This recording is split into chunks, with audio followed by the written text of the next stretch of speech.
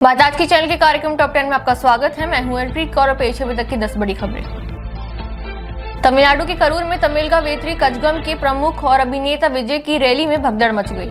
बताया जा रहा है कि रैली में 39 लोगों की मौत हो गई है और मृतकों का आंकड़ा बढ़ सकता है। पीएम मोदी और तमिलनाडु के सीएम एमके स्टालिन समेत कई सामाजिक और राजनीतिक हस्तियों ने हादसे पर दुख जताया है। एमके स्टालिन रात में ही करूर पहुंच गए। यहाँ उन्होंने करूर भगदड़ में जान गंवाने वाले लोगों को श्रद्धांजलि दी और पीड़ितों के परिवारों से भी मुलाकात की। उत्तर पश्चिम भारत से लौटते मानसून के कारण हो रही भारी बारिश से तबाही मची हुई है। गुजरात, मध्य प्रदेश, राजस्थान, ओडिशा, महाराष्ट्र से लेकर तेलंगाना, आंध्र प्रदेश और कर्नाटक तक भारी बारिश को लेकर रेड, ऑरेंज और येलो अलर्ट जारी किया गया है। तेलंगाना में 1000 से अधिक लोगों को राहत शिविरों में पहुंचाया गया। कर्नाटक में स्कूल और कॉलेज बंद करने पड़े। भारत मौसम विज्ञान विभाग ने 29 तक गुजरात, महाराष्ट्र, गोवा और कोंकण में भारी बारिश को लेकर रेड अलर्ट जारी किया है। पूर्वी राजस्थान और पश्चिमी मध्य प्रदेश में गरज और तेज हवाओं के साथ भारी बारिश होने की संभावना है। वसंत कुंज में 17 छात्रों के साथ छेड़छाड़ के आरोपी स्वामी चैतन्यानंद को आगरा से दिल्ली पुलिस ने पकड़ लिया और दिल्ली लेकर आई है। आरोपी बाबा की लोकेशन शुरू से ही आगरा में आ रही थी। जानकारी के अनुसार बाबा की गिरफ्तारी आगरा के ताजगंज स्थित होटल फर्स्ट से हुई है। दिल्ली पुलिस ने उसे आज तड़के करीब 3:30 बजे पकड़ा है।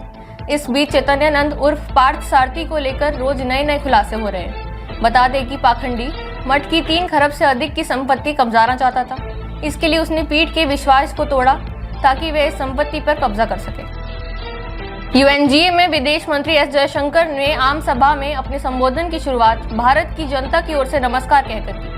आगे उन्होंने कहा कि भारत ने आजादी के बाद से ही आतंकवाद की चुनौती का सामना किया है, क्योंकि उसका एक पड़ोसी देश आतंकवाद का गढ़ है। इस दौरान बिना नाम लिए उन्होंने कहा कि दशकों से दुनिया में हुए आतंकवादी हमलों की जड़ें उसी एक देश से जुड़ी रही हैं। हमारा पड़ोसी दशकों से वैश्विक आतंकवाद का केंद्र रहा है। सीमा पर बर्बरता का सबसे ताजा उदाहरण इस वर्ष अप्रैल में पहलगाम में निर्दोष पर्यटकों की हत्या थी।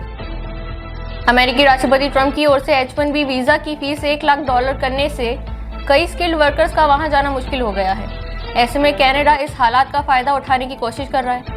कनाडाई पीएम कार्नी ने लंदन में एक पत्रकारों से कहा कि वे अमेरिका में काम करने वाले टेक्नोलॉजी सेक्टर के उन लोगों को कनाडा बुलाना चाहते हैं जो वीजा फीस बढ़ने से मुश्किल में पड़ गए हैं।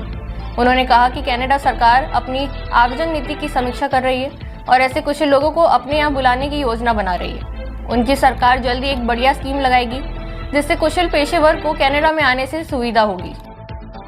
आरएसएस के शताब्दी वर्ष पूरे होने पर मोदी सरकार ने डाक टिकट और सिक्का जारी करने का बड़ा फैसला लिया है। सूत्रों की माने तो डाक टिकट और सिक्का संघ के 100 वर्ष पूरे होने की पूर्व शाम यानी दशहरा से एक दिन पहले 1 अक्टूबर को जारी किया जा सकता है। बताया जा रहा है कि कार्यक्रम में प्रधानमंत्री मोदी मुख्य अतिथि होंगे।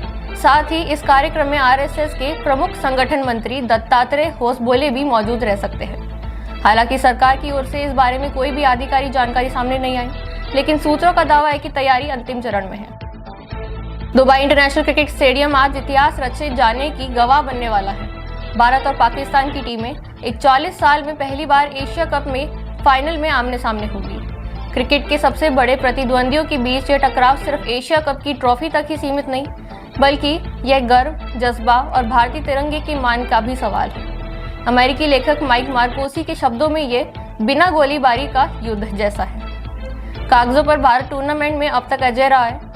आज ये तय होगा कि तिरंगा और ऊंचा लहराएगा या पाकिस्तान इतिहास रचेगा।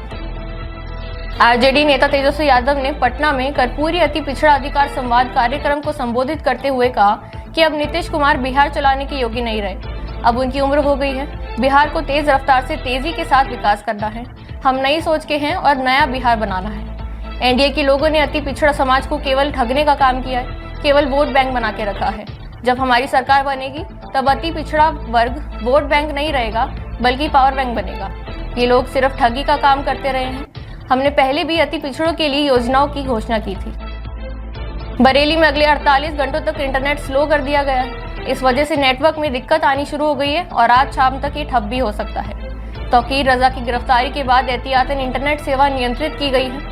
बरेली पुलिस ने कल आला हजरत दरगाह और आईएमसी प्रमुख मौलाना तौकीर रजा खान के घर के बाहर आई लव मोहम्मद के पोस्टर लेकर जमा हुए लोगों के समूह के विरोध प्रदर्शन में फ्लैग मार्च किया। प्रदर्शनकारियों ने शुक्रवार की नमाज के बाद विरोध प्रदर्शन के दौरान पथराव भी किया। वहीं योगी ने कहा कि उपद्रवियों को छोड़ा नहीं जाएगा। असम के राजनीतिक ए विभाग की ओर से जारी अधिसूचना के मुताबिक राज्य सरकार ने केंद्र से सिफारिश की थी कि अफसपा के तहत तिनसुकिया, चराईदेव और शिवसागर जिलों का अशांत क्षेत्र का दर्जा 6 महीने की अवधि के लिए बढ़ा दिया जाए। केंद्रीय गृह मंत्रालय ने तीनों जिलों का अशांत क्षेत्र का दर्जा बरकरार रखने की राज्य की सिफारिश स्वीकार कर ली है और इसे 6 महीने के लिए बढ़ा दिया गया है। टॉप 10 में आज के लिए इतना ही। अगले कार्यक्रम सुपर 30 में फिर मुलाकात होगी। तब तक के लिए दीजिए इजाजत। नमस्कार।